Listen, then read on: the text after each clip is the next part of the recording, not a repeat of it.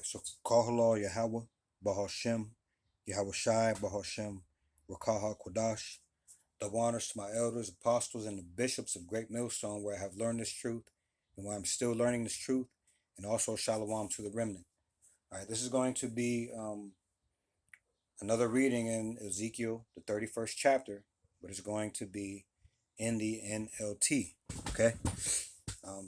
Like I stated on the previous video, in the Good News Translation video of Ezekiel 31, that there is a breakdown of this chapter. This chapter has a meaning to it, all right? Another meaning to it, all right? But in this video, what we are focusing on is that, the reason I'm reading Ezekiel 31, okay, is because in the series that we're in, the serpent that beguiled Eve was a man / the trees of Eden. This is just to point out and show that trees are likened to men, okay? And Ezekiel 31 is just another example of trees being likened to men, or men being likened to trees, okay? This is Ezekiel, the 31st chapter in the NLT, all right?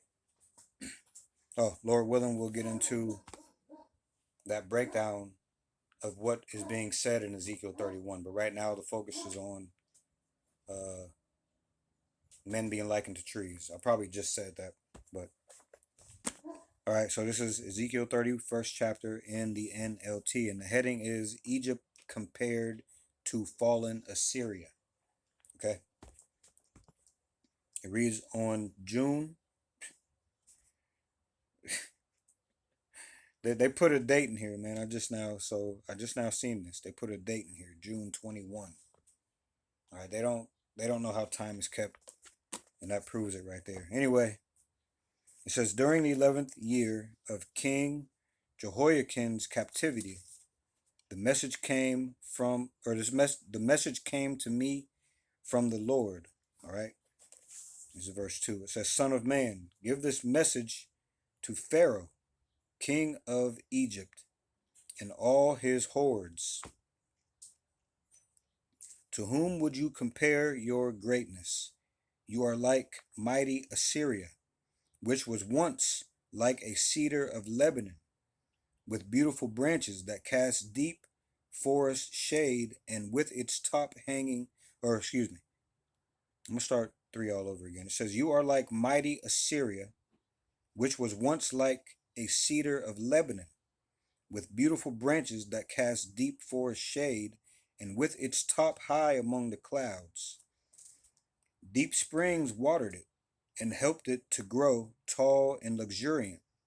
The water flowed around it like a river, streaming to all the trees nearby.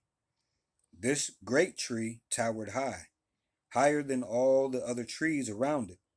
It prospered and grew long, thick branches because of all the water at its roots. The birds nested in its branches, and in its shade all the wild animals gave birth. All the great nations of the world lived in its shadow. It was strong and beautiful, with wide spreading branches, for its roots went deep into abundant water. No other cedar in the garden of God could rival it. No cypress had its branches to equal it. No plane tree had its boughs to compare. No tree in the garden of God came close to it in beauty. Because I made this tree so beautiful and gave it much magnificent foliage, it was the envy of all the other trees in Eden, the garden of God. All right. Verse 10. Therefore, this is what the sovereign Lord says, because Egypt became proud and arrogant, and because it set itself so high above the others, with its top reaching the clouds, I will hand it over to a mighty nation that will destroy it as its wickedness deserves. I have already discarded it. A foreign army, the terror of the nations, has cut it down and left it fallen on the ground. Its branches are scattered across the mountains, and valleys and ravines of the land. All those who lived in its shadow have gone away and left it lying there. The birds roost on its fallen trunk, and the wild animals lie among its branches. Let the tree of no other nation proudly exult in its own prosperity, though it be higher than the clouds, and it be watered from the depths, for all are doomed to die, to go down to the depths of earth. All right, they will land in the pit along with everyone else on earth. This is what the sovereign Lord says. When Assyria went down to the grave, I made the deep springs mourn. I stopped its rivers and dried up its abundant water. I clothed Lebanon in black and caused the trees of the field to wilt. I made the nation shake with fear at the sound of its fall, for I sent it down to the grave with all the others who descend to the pit, and all other proud trees of Eden, the most beautiful and the best of Lebanon, the ones whose roots went deep into the water, took comfort to find it there with them in the depths of the earth.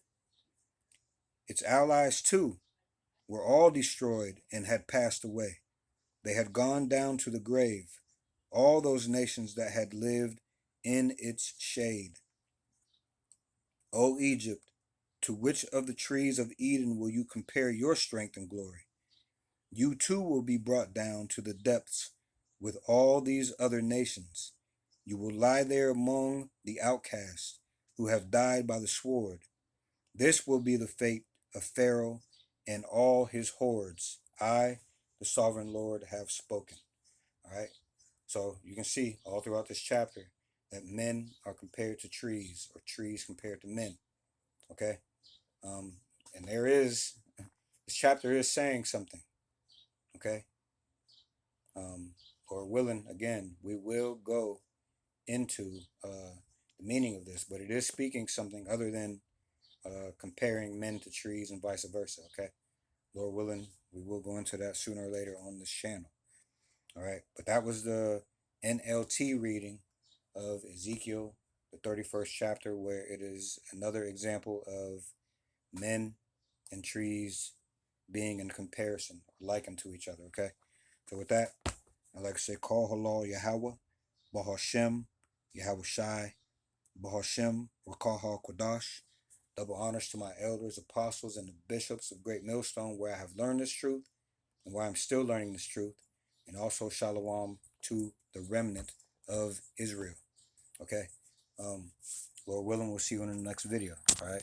Shalom.